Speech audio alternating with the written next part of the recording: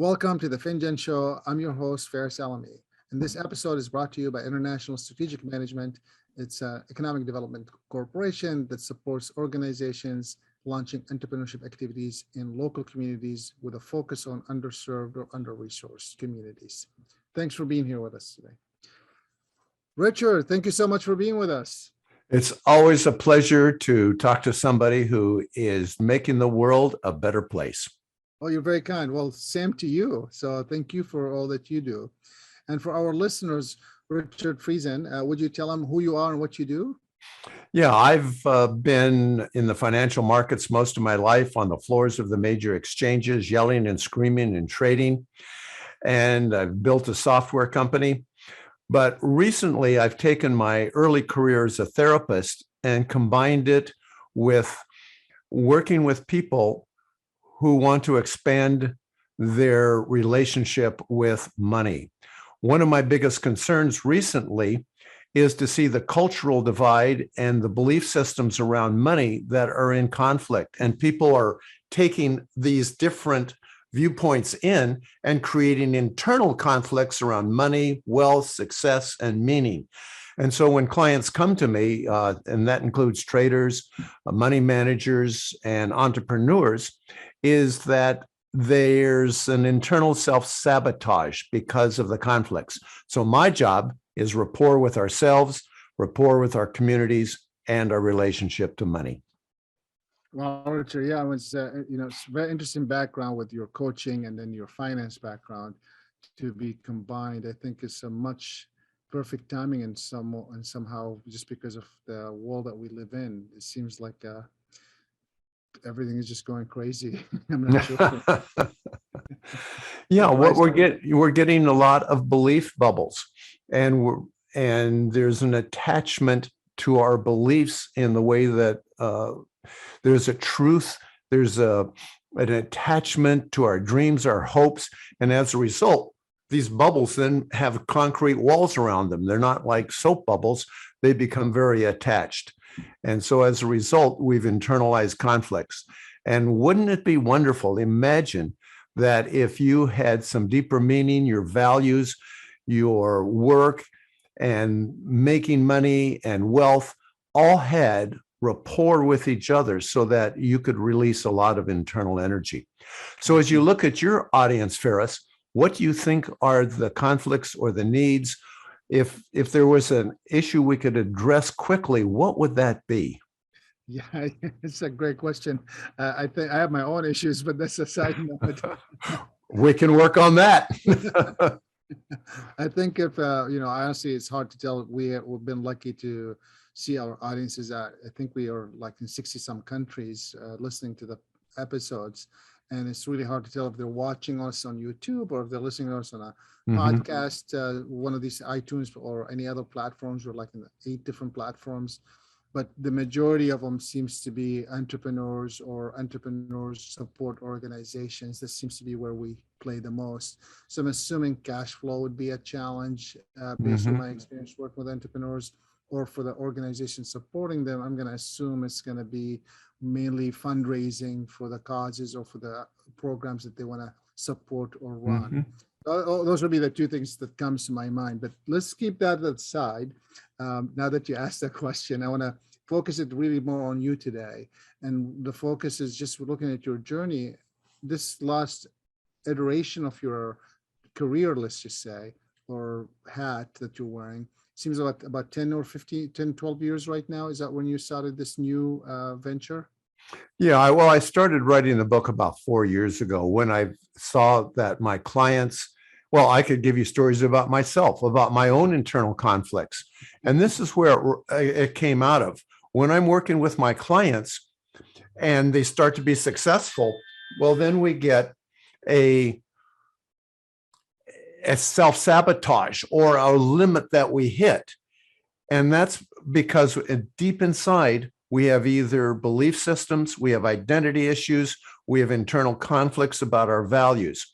So what I do in my work is we start to imagine and create a world, and then we look at what the resistance are. Some of my clients can't even imagine a future for themselves. So if we can't imagine it, our bodies and our brains won't take us there. So once we start to imagine it, then we can do what I call an ecology check. What objections do you have to that?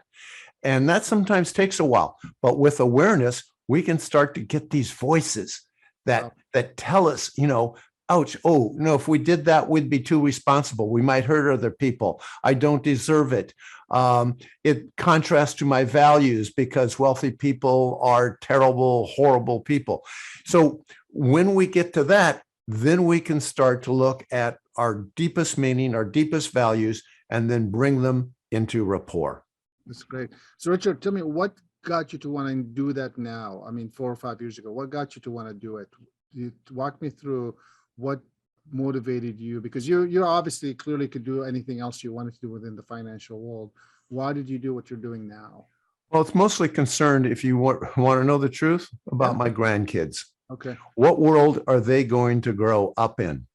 And if we have all these cultural and external value conflicts, and we internalize them so that we are unable to really create a world of opportunity for our kids, especially if we look at the underserved communities, the disadvantaged. I mean, they're going to pay the biggest price for our internal conflicts around wealth, meaning, and success. So I look at the world, and that was one of the major motivators to say, I want to contribute and invite people to consider a world of rapport with their deepest meaning, values, and success. Thank you so much for sharing that. I mean, one of the things we try to bust in here is why people do what they do, and the motive of why you started writing it is really important for others to hear, because a lot of times people have this myths, to your point, about if I start a business, I'm going to be rich, or if I do this, I'm going to do that. Because that doesn't work that way. But so I want to make sure that people know that people start doing things in life not because of one or another reason, it's because of different reasons, and you have to find your own reason to do the right thing. Thank you so much for sharing that. My next question to you is, this journey that you've been on, which looks amazing. Even before this, you had your own other businesses doing all kinds of stuff. I'd love to hear, just with one of them, some of your ups and downs, and specifically maybe one of the moments where you felt the world is so down or things are so bad that you don't know if you're going to get out of the hole that you dug yourself in, or whatever way you want to describe it. Sure. I started my life in the financial world with Merrill Lynch as a commodity broker. And then I got invited to Chicago to trade for a big arbitrage firm because it was run by a college buddy who knew me and liked me. And when I got there, I was dropped in the middle of the S&P futures pit, thousands of people yelling and screaming. I had no idea what I was doing. They moved me to the option pit, which was smaller. And my trainer there said, Rich, you are the worst trainee I have ever had. Ouch. Here I was in the middle of this incredible financial machine. And what it turned out was, even though I had the capabilities, I didn't have the confidence level. In other words, my own belief about myself didn't match the job. And it took a while to do that. And as I started my own trading firm and I hired traders, about half of them took off with our methodology. We had an option trading methodology that just cranked out money. But half of them would make a little and give it back, make a little and give it back.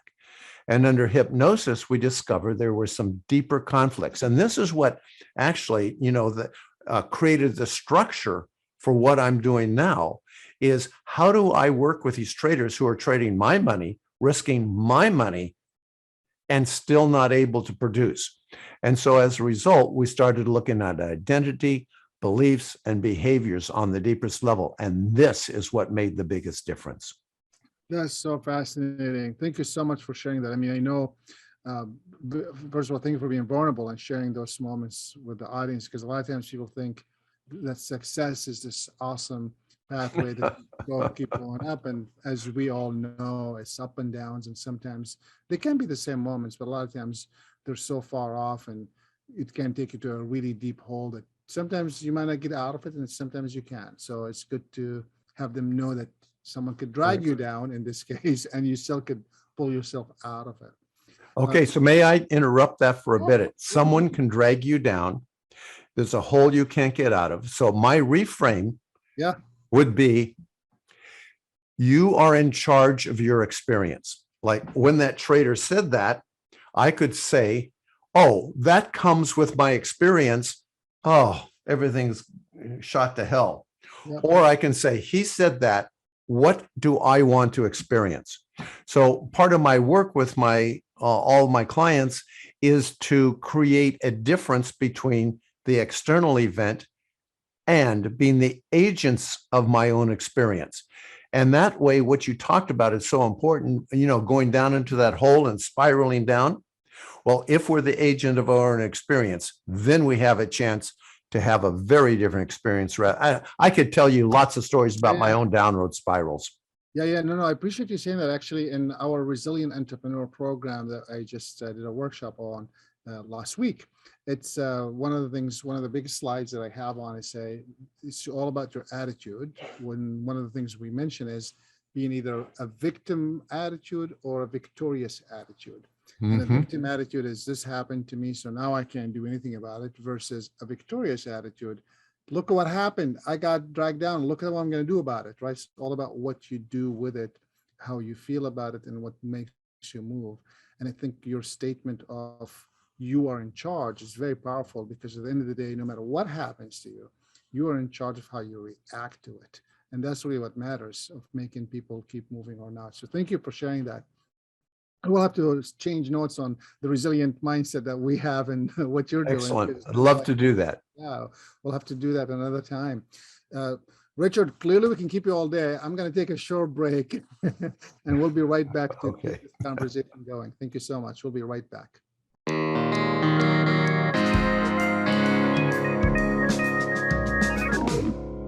Welcome back, everyone. This is the Finjan Show. I'm your host, Faris Alami, and today, Richard Friesen with this amazing story. Thank you so much for being with us and sharing such a wonderful insight. So you took us on the down moments. Take us on one of your high moments where you felt the world is under control, you got it, and you're going to be able to shape it to be a better place. There are probably lots of those moments. Let's share with us maybe one of them. Well, the biggest, I think, moments for me were when there was a regime change, when there was a shift in beliefs about the market, about opportunities.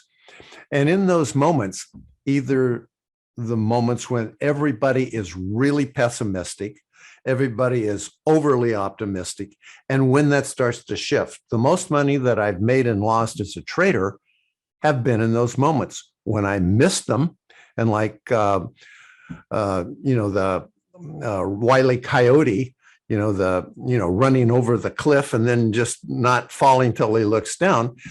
I look for shifts in beliefs, because those can create a mass migration in how the world is responding. So if I can do those early, and a couple of times in my career when I was trading in the pits and yelling and screaming, and we were doing a process and it was just working over and over again, I smelled something different, and I can't even tell you what it was. And I said, this game is over. And I got out of that game. It cost me a lot of money to reverse positions and whatever. But when that everyone else smelled the shift and they needed to get out, there was nobody there. And as a result, I was there because I had reversed the positions and I had what we call bullets. I was able to then let them out, but at a very drastically changed price that was very profitable for me. And it's not just the money. It's not being attached to a position. It's not knowing. It's seeing the world as it is, as versus my beliefs creating the world that gives me comfort. So I think that the highest moment is when I'm able to let go of my bubble and my beliefs and be able to see the world as it is, and then see things as they're happening and being able to profit from them. Very cool. Thank you so much for sharing that. What a journey. So clearly we can keep talking, and I think we should maybe have occasionally have a 1 hour longer conversation that we could Mhm. record and put on our online portal. Maybe we could arrange for that another time. One of the things maybe you could do here with us, Richard, is maybe share looking back at your journey and looking what you know today. And I know you said you do it for your grandkids today. What would you tell someone starting a business today, knowing what you know about the journey that you've taken, Mhm. knowing that obviously your brain is different place today, your knowledge is different place today. So you might tell this to someone and they still might ignore it. And you might have even ignored it back then when you started. Let's just give them that bit of the doubt that they might not, and say, let me at least listen to it and have a capacity to process it. A lot of times just the information is maybe too much for the person to process. Yeah, well, I have an example. I have a client. Yeah. He's young, he's smart, he's starting a cryptocurrency hedge fund, and I have a lot of confidence in him. And what we talked about is you will survive the failure of this hedge fund. And the reason for that is that he was starting to attach his identity, his success, his future, and he loves all the investors who are putting millions of dollars into it, and he didn't want to disappoint them. And it was to the point where his world was so tied up with success that I was afraid that he couldn't, again, like I say, just say not, no, and allow it to be. So the work we did was imagining the failure of the fund and him being okay on the other side of it.